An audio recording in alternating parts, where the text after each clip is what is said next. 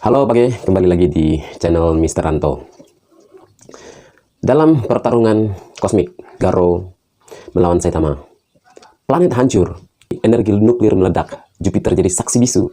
Tapi ada satu pertanyaan yang jarang dibahas secara serius. Kenapa Garo yang sudah diberi kekuatan oleh entitas kosmik yang disebut Tuhan, tetap tidak pernah benar-benar bisa menyentuh Saitama? Jawabannya bukan soal siapa yang lebih kuat. Ini soal dekonstruksi batas kemanusiaan. Di video ini, saya ingin mengajak Page melihat bahwa pertarungan ini bukan sekedar adu jotos antar galaksi. Ini adalah satir tentang ambisi, ketimpangan, dan ilusi bahwa segala hal di alam semesta bisa dicapai hanya dengan kerja keras. Ada rahasia yang mengerikan ketika seorang benar-benar mendobrak limitnya hingga ke titik nol. Mari kita bedah pakai logika. Page, mari kita lihat momen di bulan Io. Satelitnya Jupiter. Garo melakukan sesuatu yang luar biasa. Dia meniru Saitama. Secara biologi, evolusioner, dan logika sains, Garo adalah puncak dari adaptasi. Dia adalah manifestasi dari kemampuan manusia untuk belajar. Garo percaya pada satu doktrin yang juga dipercaya banyak manusia modern. Kalau aku cukup adaptif, cukup keras, dan punya akses ke teknologi atau kekuatan dewa, aku pasti bisa menyusul siapapun. Tapi disinilah letak bias kognitifnya Garo. Garo mengira kekuatan itu adalah sebuah angka statis. Padahal dalam kalkulus, kekuatan Saitama adalah fungsi eksponensial yang tidak ada batas atas. Bayangkan begini, Page, Garo naik tangga setahap demi setahap. Saitama adalah roket yang kecepatannya bertambah setiap detik. Setiap kali Garo berhasil menyamai level Saitama di detik pertama, di detik kedua Saitama sudah melompat berkali-kali lipat lebih jauh. Secara sains, ini melanggar hukum termodinamika.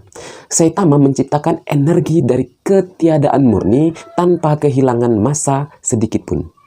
Dan disinilah cerita ini diam-diam bicara tentang realitas kita. Tidak semua kepentingan di dunia ini bisa dijelaskan oleh usaha. Ada orang yang bekerja keras seumur hidup, tapi tetap tidak pernah bisa mengejar. Mereka yang terpilih atau berada di luar yang berbeda, di jalur yang berbeda, bukan karena malas, bukan karena bodoh, tetapi karena realitas memang tidak selalu linear. Garo yang merasa sudah menjadi dewa, ternyata hanyalah semut yang mencoba mengukur luas semesta menggunakan penggaris plastik. Hasilnya, error. Data tidak ditemukan karena Saitama bukan lagi seorang petarung. Dia adalah anomali fisika. Nah, setelah kita bicara soal dimensi dan energi nuklir, sekarang kita masuk ke bagian yang paling dihina oleh para penganut logika fisika. Momen ketika Saitama mengejar Garo menggunakan tenaga buang angin atau kentut. Bagi orang awam, ini adalah lelucon konyol. Tetapi secara sosiologi filsafat, ini adalah desakralisasi, sebuah penghinaan tertinggi terhadap ego. Garo datang sebagai kejahatan absolut, membawa narasi besar, simbol penderitaan, dan teknik kosmik. Saitama menjawabnya dengan fungsi biologis yang paling rendah dan paling dianggap kotor oleh manusia. Secara simbolis, sang penulis sedang melakukan kritik tajam. Semakin keras seorang ingin melihat besar dan sakral, semakin mudah semesta memperkecilnya melalui hal-hal sepele. Saitama memegang gerbang dimensi. Dengan tangan kosong, seolah itu hanya hula hoop plastik bagi Saitama. Hukum ruang dan waktu itu tidak sakral. Dia melanggarnya bukan karena ia pintar rumus fisika, tetapi karena dia menolak untuk dibatasi. Ini adalah pesan moral yang brutal. Page, kekuatan absolut tidak butuh metode. Begitu Anda melampaui batas, hukum alam tidak lagi berlaku bagi Anda. Anda menjadi entitas yang berdiri di luar sistem. Itulah kenapa Saitama tidak pernah terlihat keren saat bertarung.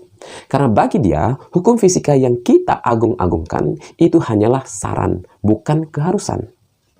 Page, Saitama adalah karakter yang paling malang di seluruh jagat One Punch Man. Kenapa? Karena dia telah kehilangan esensi terdalam dari menjadi manusia, yaitu proses. Garo kalah karena dia masih punya tujuan, dia masih punya hasrat untuk menjadi sesuatu. Sedangkan Saitama, dia sudah sampai di titik nihilisme absolut, di mana kemenangan tidak lagi memberikan dopamin, dan kekalahan adalah hal yang mustahil. Ketika dia menjungkir balikkan permukaan bulan, Io, dengan serius table flip, dia tidak merasa bangga. Dia cuma merasa lega karena nggak ada warga sipil yang bakal komplain. Ini adalah sindiran untuk masyarakat modern. Kita sering bermimpi punya segalanya, tetapi kita lupa bahwa tanpa tantangan, hidup hanyalah pengulangan yang membosankan. Garo akhirnya selamat bukan karena dia kuat, tetapi karena Saitama masih memegang satu sisa kemanusiaan. Janji kepada seorang anak kecil bernama Tario. Justru sisi kemanusiaan yang dianggap lemah itulah yang mengalahkan ambisi dewa milik Garo. Sekarang, pertanyaannya saya lempar ke Page semua.